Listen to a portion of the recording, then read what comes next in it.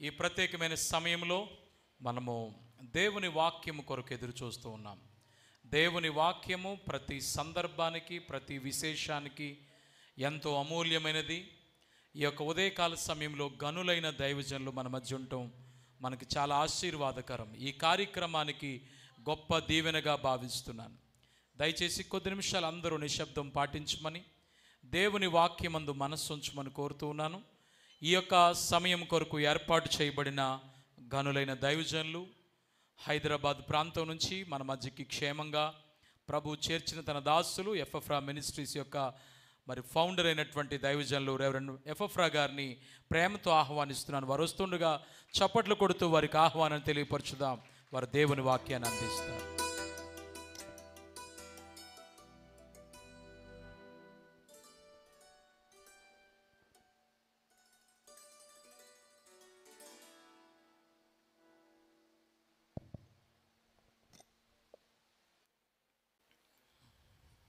ఈ ఎంగేజ్మెంట్ కార్యక్రమానికి లేక నిశ్చితార్థ కార్యక్రమానికి కూడి వచ్చిన ఇరుపక్షాల బంధువులకు, అలాగే స్నేహితులకు, ఆత్మీయులకు, నా తోటి సేవకులకు అందరికీ కూడా నా హృదయపూర్వకమైన వందనాలు.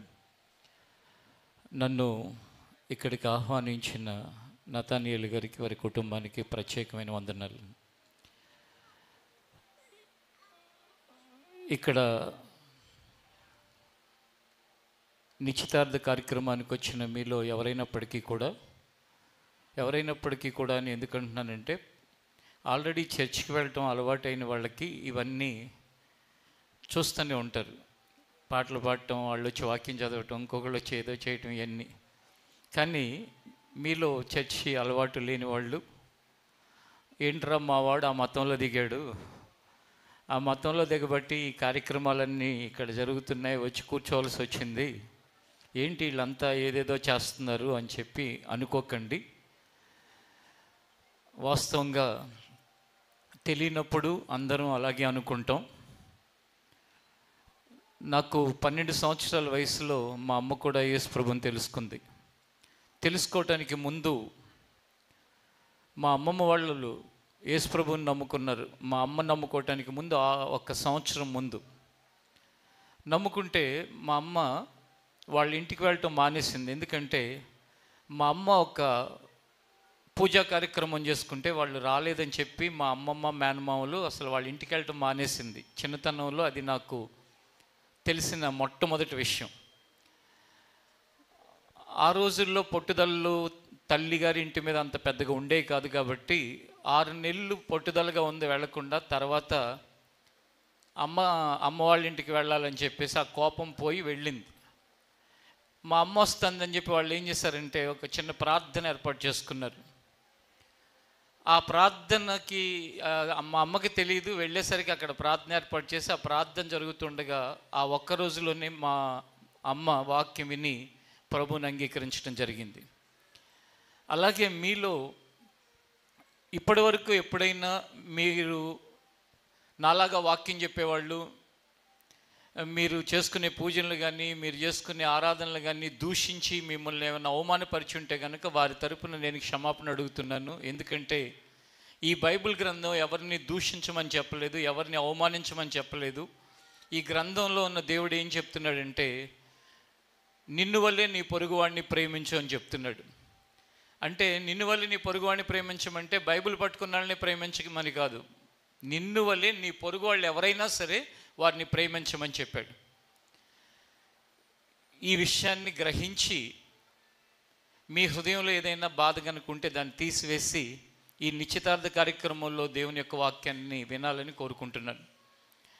ఈ నిశ్చితార్థ కార్యక్రమం అనగానే యేసుక్రీస్తుకి ఈ నిశ్చితార్థ కార్యక్రమానికి ఒక చిన్న సంబంధం ఉంది.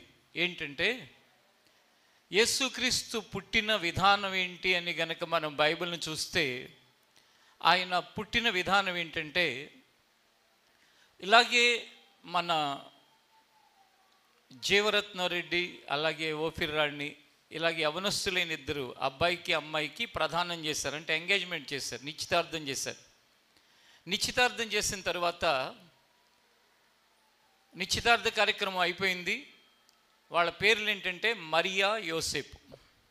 నిశ్చితార్థ కార్యక్రమం అయిపోయిన తర్వాత ఆ అబ్బాయికి ఏం తెలిసిందంటే ఆ అమ్మాయి గర్భవతి అయింది అని తెలిసింది. ఒక్కసారి షాక్ తిన్నాడు. కారణం ఏంటంటే ఇంకా పెళ్ళి అవ్వలేదు, నిశ్చితార్థం అయింది, ఆమె గర్భవతి అవటం ఏంటి అని షాక్ తిని ఆ వ్యక్తిని గురించి బైబిల్ ఏమని రాస్తుందంటే అతడు నీతిమంతుడు గనుక ఆమెను అవమానపరచనొల్లక ఎవరికీ తెలియకుండా ఆమెను విడిచిపెట్టేద్దాం అనుకున్నాడు. అప్పుడు ఆ రాత్రి దేవదూత, దేవుని దగ్గర నుంచి ఒక దూత, ఏంజల్ అంటాం కదా, దేవదూత స్వప్నంలో ఆ అబ్బాయికి కనిపించి, అబ్బాయి యోసేపు, నువ్వు ఎవరినైతే వదిలిపెట్టేద్దాం అనుకుంటున్నావో ఆ అమ్మాయి ఏం చెడ్డది కాదు. ఆ అమ్మాయి పరిశుద్ధాత్మ వలన గర్భవతి అయింది. దేవుని యొక్క అనుగ్రహాన్ని బట్టి ఆమె భూలోకానికి ఒక దైవ మానవుణ్ణి రక్షకుడిగా కనబోతుంది. దేవుడు ఆమెను ఎన్నుకోవటం అనేది ఒక గొప్ప విషయం.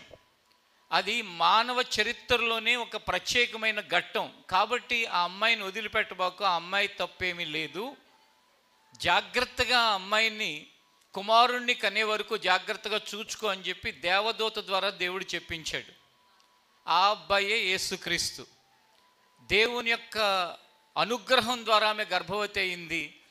ప్రదానం చేయబడిన, నిశ్చితార్థం చేయబడిన ఆ యోసేపు ఆ మరియను జాగ్రత్తగా పిల్లవాడిని కనే వరకు చూచుకుని ఆ పిల్లవాడిని కనే వరకు భద్రంగా కాపాడాడు.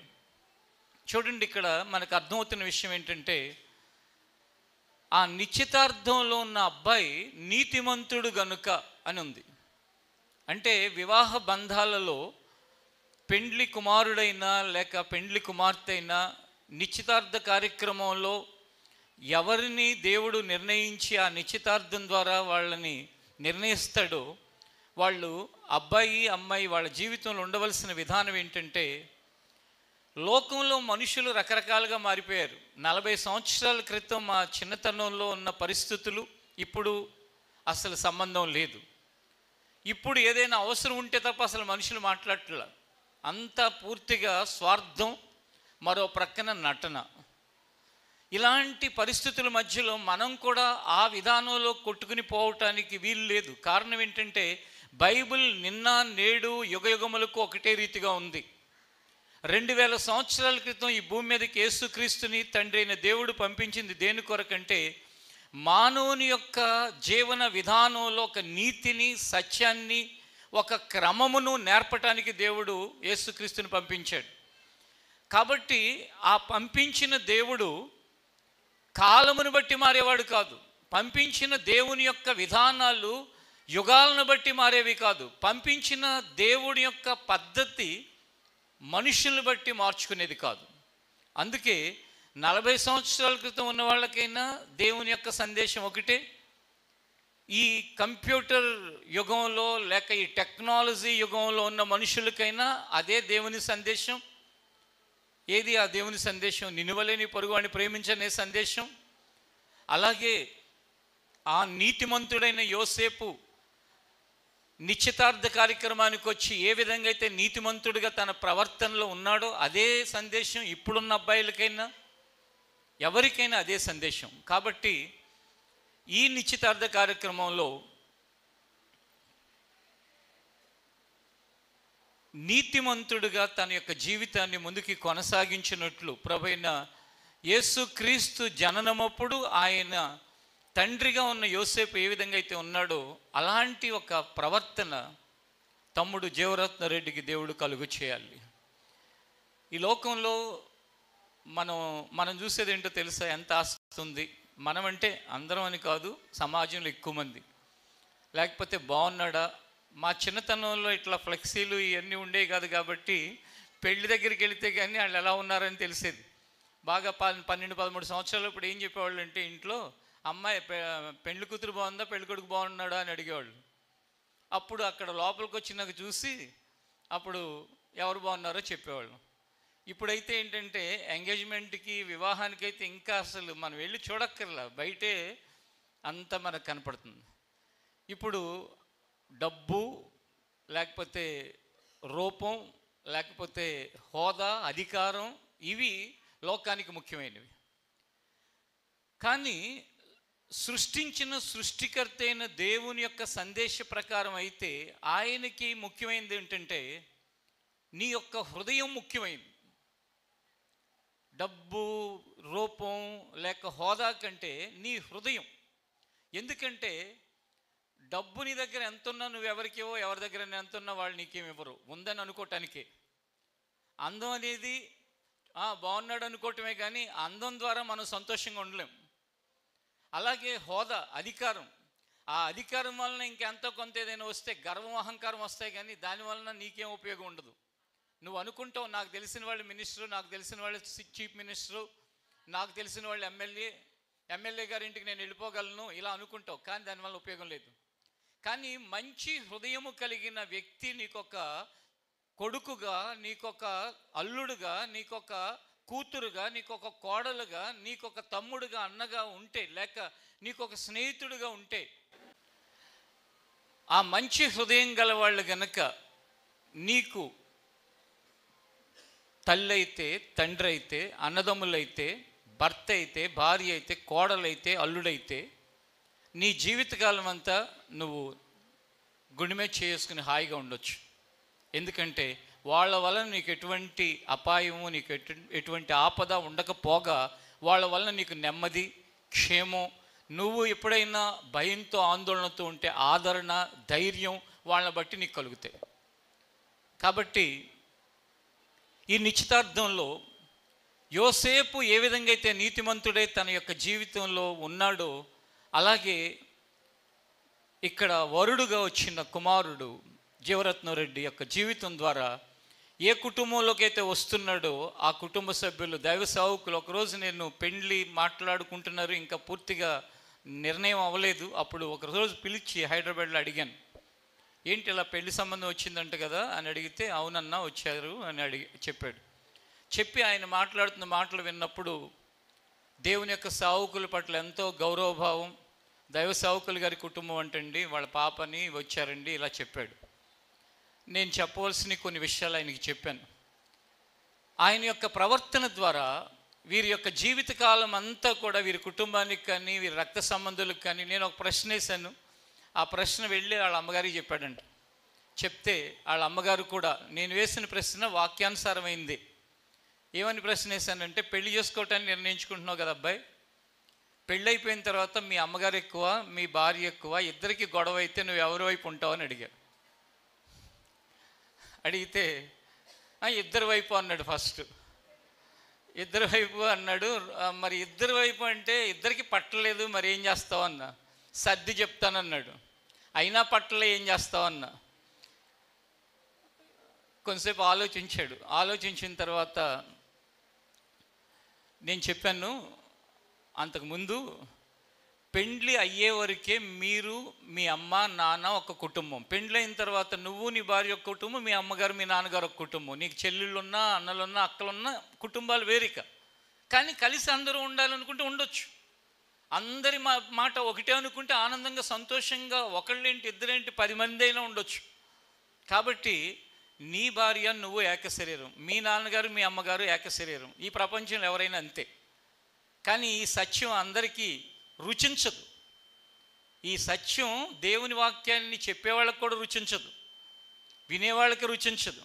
ఆయన వెళ్ళాడు అమ్మగారికి చెప్తే, అవును కదయ్యా, పాస్టర్ గారు చెప్పింది కరెక్టేగా, అంతే అన్నారండి. నేను అనుకున్నాను, తల్లిని చూడలేదు కానీ ఇప్పుడు చూశాను వచ్చినాక, ఎంత ఆత్మీయంగా దైవత్వం కలిగిన మనసు అనుకున్నాను. ఎందుకంటే నా కొడుకు, నా కోడలు బాగుండాలని కోరుకునే ఏ తల్లి అయినా అదే ఆశిస్తుంది. ఇలా జీవరత్నం గారు వారి యొక్క జీవితంలో ఈ నిశ్చితార్థం ద్వారా వివాహానికి సిద్ధపడతారు. జీవితంలో ఆ యోసేపు ఎలా నీతిమంతుడో తను కూడా తను నీతిగల మార్గంలో నడుస్తున్నాడు, యేసుక్రీస్తు మార్గంలో. ఆ మార్గంలో చాలామంది నడుస్తారు, అది నీతి మార్గం. కానీ నువ్వు నీతిగా ఉన్నావా లేదా అనేది ప్రశ్న. ఇప్పుడు అనేక మంది యేసుప్రభు మార్గంలో అనగానే ఏముందని ఎందుకు అనుకుంటారంటే, రైట్ మార్గంలోకి రాంగ్ పర్సన్స్ చాలామంది ఎంటర్ అయిపోయి ఆ రైట్ పర్సన్ యొక్క ఆ రైట్ వే యొక్క విలువ లేకుండా చేసిన సందర్భాలు అనేక చోట్ల ఉంటాయి. నేను చెప్తున్నాను, వ్యక్తులను బట్టి ఎప్పుడు దేవుణ్ణి తక్కువగా చూడకండి. లేక ఆ మార్గంలో వెళ్ళే వాళ్ళ కొంతమంది పద్ధతిని బట్టి మీరు ఎప్పుడూ కూడా దేవుణ్ణి అవమానించకండి, దూషించకండి, హేళన చేయకండి. ఎందుకంటే ఈ మార్గములో, సత్య మార్గములో, న్యాయ మార్గములో, నీతి మార్గంలో నడిచేవాళ్ళు ప్రపంచవ్యాప్తంగా త్యాగంలో మొదటి వ్యక్తులు ఎవరైనా ఉన్నారు అంటే ప్రభువైన యేసుక్రీస్తు మార్గంలో నిలిచేవారే త్యాగంలో మొదటివారు.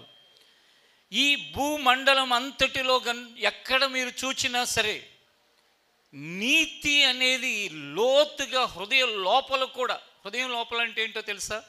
ఆలోచనలలో కూడా ఎవరికి కీడు కానీ, హాని కానీ, తప్పుడు ఆలోచనలు కానీ రాకుండా బ్రతికేవారు ఎవరైనా ఉన్నారంటే ఆ నీతి మార్గంలో నడిచేవాళ్ళే. కనుక ఆ కుమారుణ్ణి దేవుడు అలాగున నడిపిస్తాడనే విశ్వాసం, నా ప్రార్థన అది అయి ఉంది. ఇక నిశ్చితార్థంలో పెండ్లి కుమార్తె, ఇది చాలా పెండ్లి కుమార్తె యొక్క స్థానం చాలా ముఖ్యమైనది, లేక చాలా సెన్సిటివ్, అంటే సున్నితమైనది. ఈ సమాజంలో నిశ్చితార్థం తర్వాత వివాహాలు, తర్వాత కుటుంబ జీవితాలు ఇవన్నీ ఎలా సాగిపోతున్నాయంటే ఎమోషన్స్ మీద సాగిపోతున్నాయి, లేక డబ్బు మీద సాగిపోతున్నాయి, లేక రకరకాలైన కార్యక్రమాల మీద సాగిపోతున్నాయి. కొన్ని వివాహాలకు నేను వెళ్ళినప్పుడు అనిపిస్తుంది, ఈ అరేంజ్మెంట్స్ కోసం పెళ్లి చేసుకుంటున్నారా, పెళ్లి కోసం అరేంజ్మెంట్స్ అనిపిస్తుంది. ఈ రెండింటికి తేడా మీకు అర్థమవుతుందా? పెళ్లి కోసం అరేంజ్మెంట్స్ ఎంత ఉంటాయంటే పెళ్ళిని డామినేట్ చేసే అంత అరేంజ్మెంట్స్ ఉంటాయి. అంటే ఇప్పుడు ఏమనుకోవాలి, అరేంజ్మెంట్స్ బాగా చేసుకోవాలని పెళ్లి చేసుకుంటున్నామా? కాదు, పెళ్లి కోసం వాటిని చేస్తున్నాం. కానీ ఆ పెళ్ళిని మించిపోయి ఆ వ్యవహారాలన్నీ అవటం వలన ఆ పెళ్ళి మీద దృష్టి పోయి మిగతా వాటి మీదకి మనుషులు వెళ్ళిపోతున్నారు. వాళ్ళు అలా చేశారు, మనం అలా కాదు, ఇంకా సూపర్గా చేయాలి, ఇంకా బాగా చేయాలి. అంతా బాగా అయిపోతే వారం రోజుల్లో మళ్ళీ ఎవరి దారి ఆడదు. ఇది లోక పరిస్థితి. ఇప్పుడు బైబిల్లో నుండి మీరు చూస్తే ఆదికాండం 24వ అధ్యాయం, మీకు ఎక్కువ రిఫరెన్స్ నేను చూపించిన, ఎందుకంటే దేవుడు తెలియని వాళ్ళు ఉన్నారు కాబట్టి మీకు పెద్దగా అర్థం కాదు. 24వ అధ్యాయం ఒకసారి మనం 12వ వచనం నుండి చదువుకుందాం. నా యజమానుడగు అబ్రహాము దేవుడైన యెహోవా నేను వచ్చిన కార్యమును త్వరలో సఫలము చేసి నా యజమానుడగు అబ్రహాము మీద అనుగ్రహము చూపుము చిత్తగించుము. నేను ఈ నీళ్లు ఓట యొద్ద నిలుచుచున్నాను. ఈ ఊరి వారి పిల్లలు నీళ్లు చేదుకొనుటకు వచ్చుచున్నారు. కాబట్టి నేను త్రాగునట్లు నువ్వు దయచేసి నీ కడవను వంచమని నేను చెప్పగా నీవు త్రాగుము. నీ వంటలకును నీళ్లు పెట్టెదనని ఏ చిన్నది చెప్పునో ఆమెయే నీ సేవకుడైన ఇస్సాకు కొరకు నీవు నియమించినదై ఉండునగాక. అందువలన నీవు నా యజమానుని మీద అనుగ్రహము చూపితివని తెలుసుకొందున నేను. జాగ్రత్తగా వినండి వినేవాళ్ళు.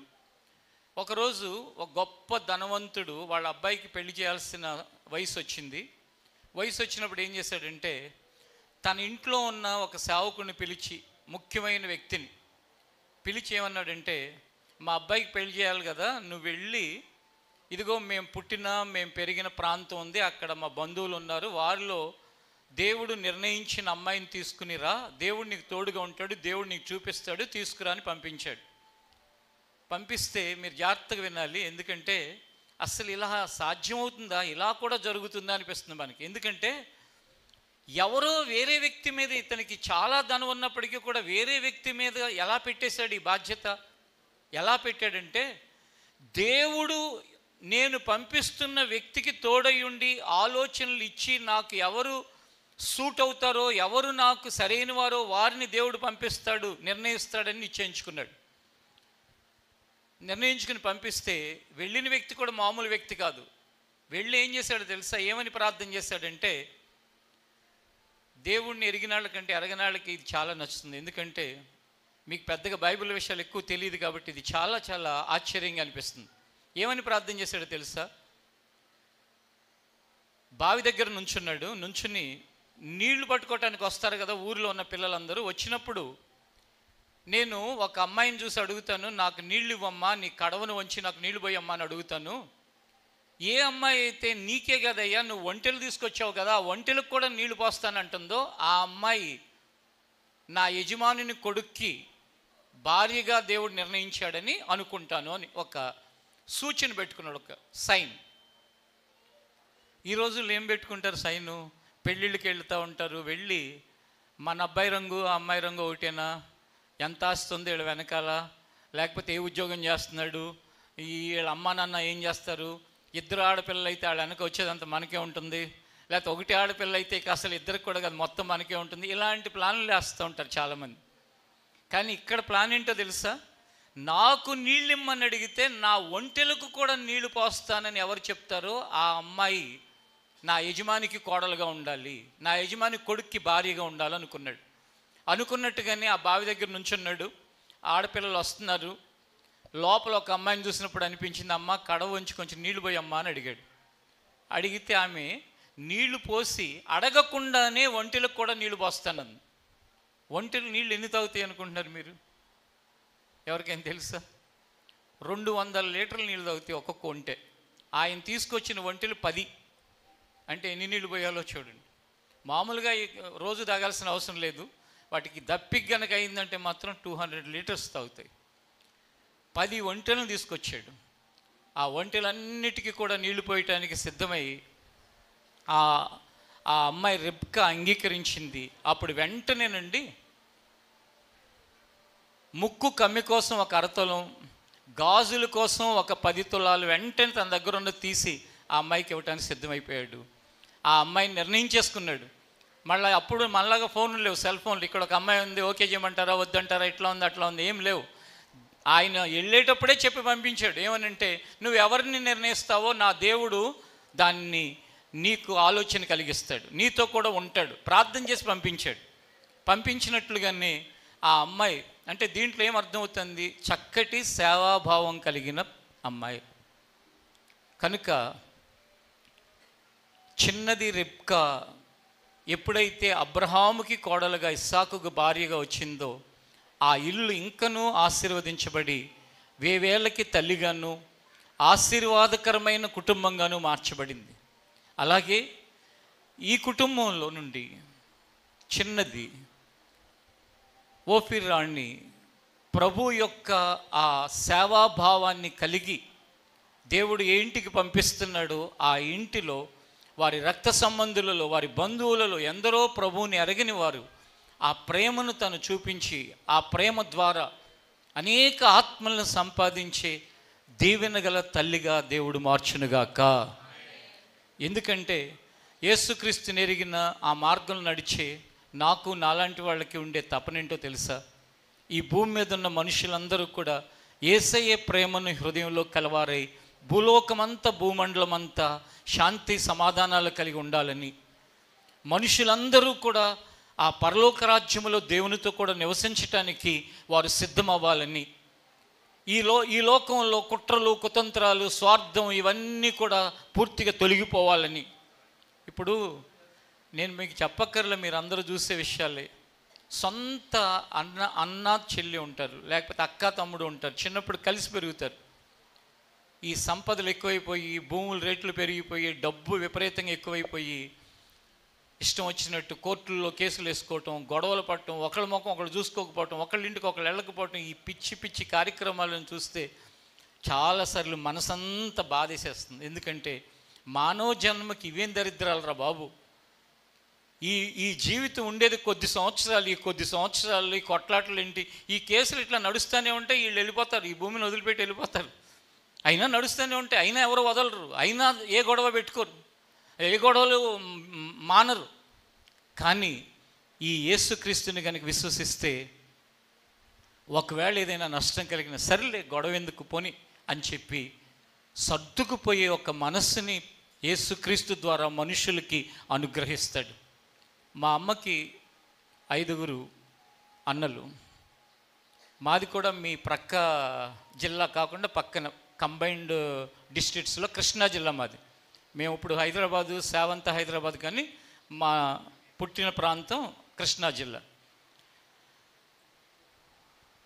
చాలా ఆస్తి మా అమ్మమ్మ చనిపోయిన తర్వాత ఉంటే వాళ్ళు వెళ్ళి సంతకం అడిగితే మా అమ్మ సంతకం పెట్టి వచ్చింది. చాలామంది బంధువుల్లో దగ్గర వాళ్ళే, ఆడపిల్లవు కదమ్మా, తల్లి ఆస్తి నీకు కూడా రావాలి కదా నిన్న అంటే వాళ్ళందరికీ అంతకుముందే పనిచేసుకున్నారు.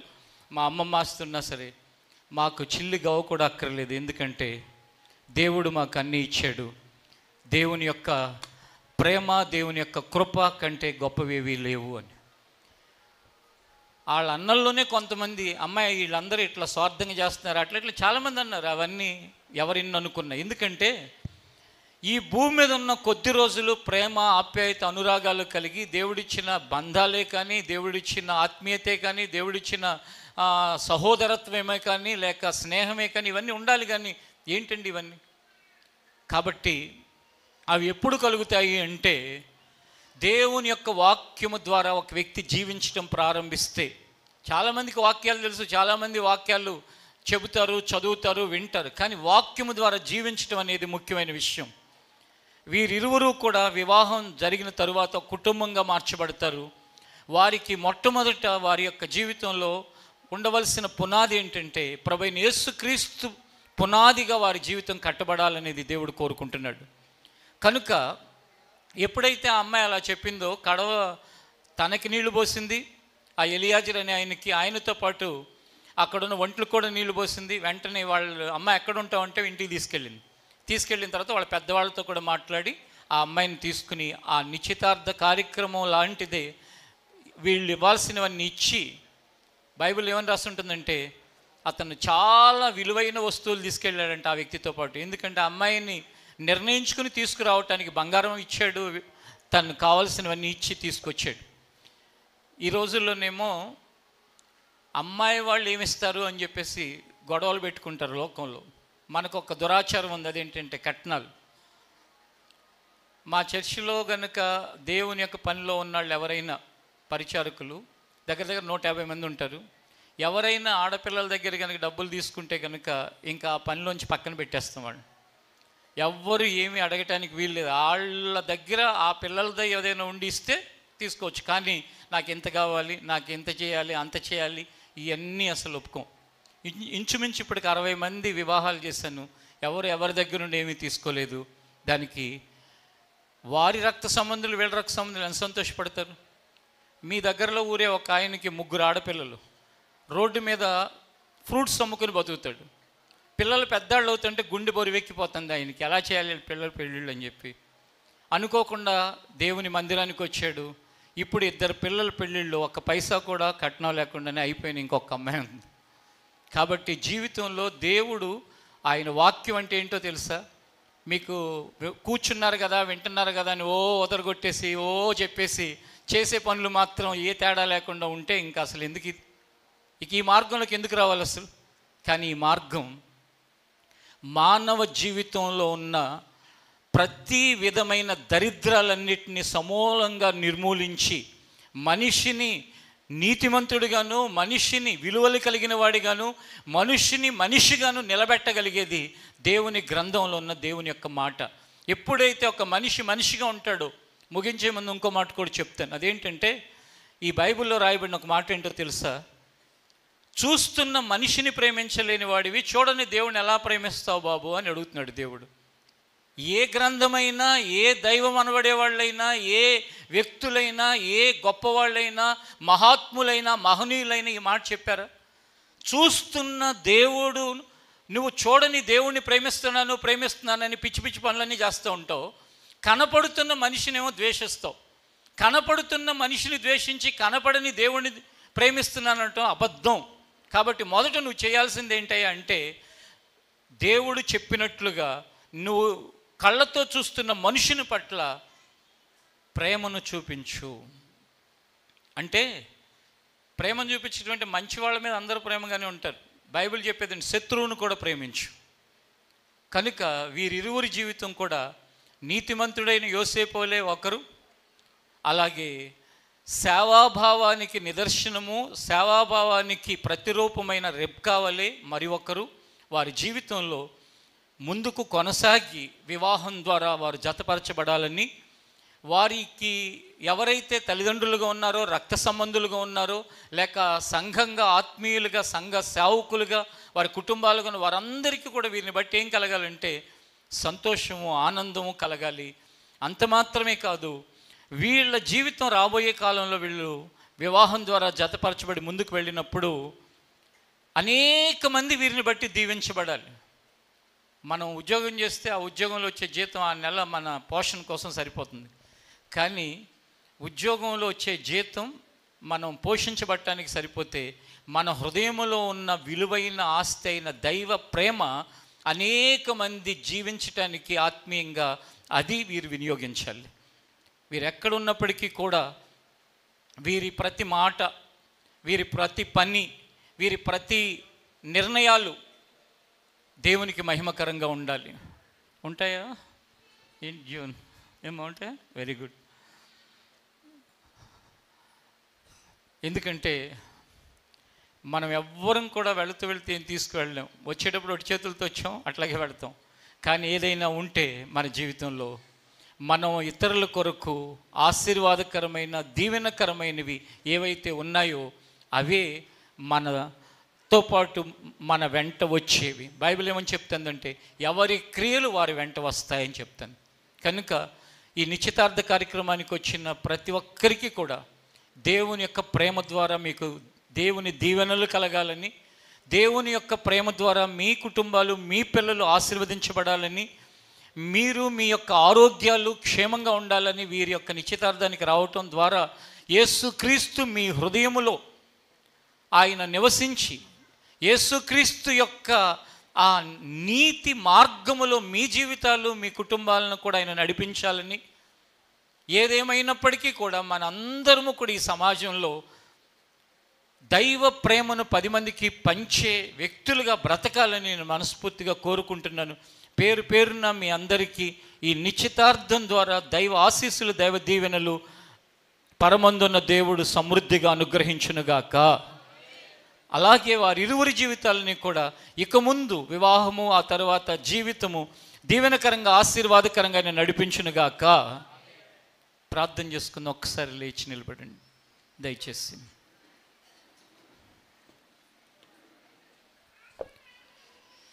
లేచి నిలిచిన వారందరూ కూడా ఒక చిన్న ప్రార్థన చేయండి మీరు ఎవరైనప్పటికీ.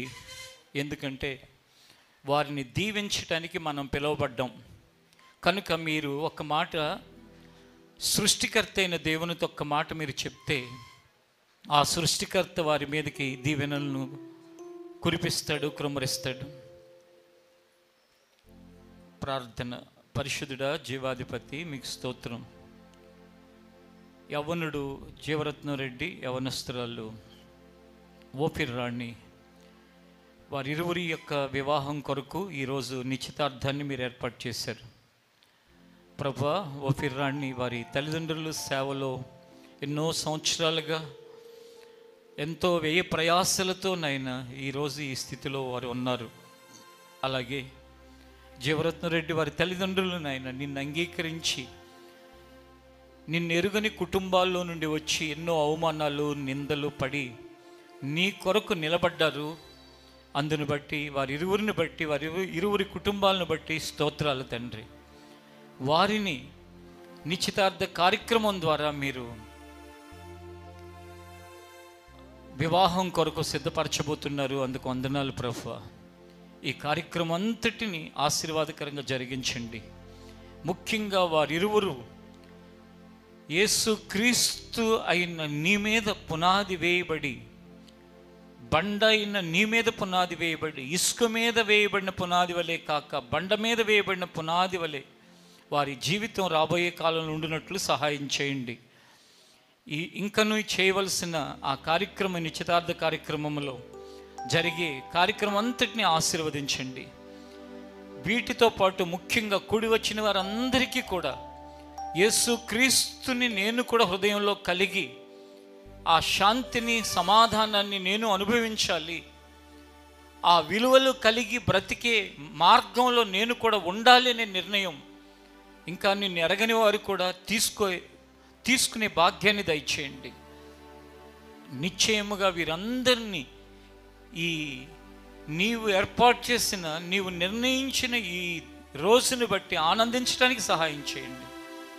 ఇది మా కన్నులకు ఆశ్చర్యమని, నీవు ఏర్పరిచిన దినమని నీ లేఖనంలో రాయబడినట్లుగా ఈ దినము నిశ్చయముగా ప్రభువా ఇక్కడ ఉన్నవారిని మీరు తాకండి, మీ ప్రభావాన్ని పంపించి వారికి అద్భుతమైన నెమ్మదిని కలుగు చేయండి, క్షేమాన్ని కలుగు చేయండి, రక్షించి నీ నిత్య జీవానికి వారసులుగా చేసుకోండి. రాబోయే కాలంలో మీ చేతులకు అర్పిస్తూ యేసు నామములో అడుగుచున్నాం తండ్రి, ఆమేన్.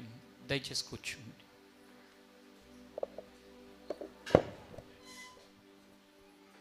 దేవునికి స్తోత్రం. హల్లెలూయా.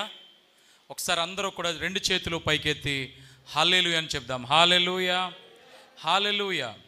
చక్కని అద్భుతమైనటువంటి వాక్యమును అందించిన దైవజనులకు నిండు వందనాలు ప్రభు పక్షంగా, ఈ కుటుంబ పక్షంగా తెలియపరుస్తూ ఉన్నాం.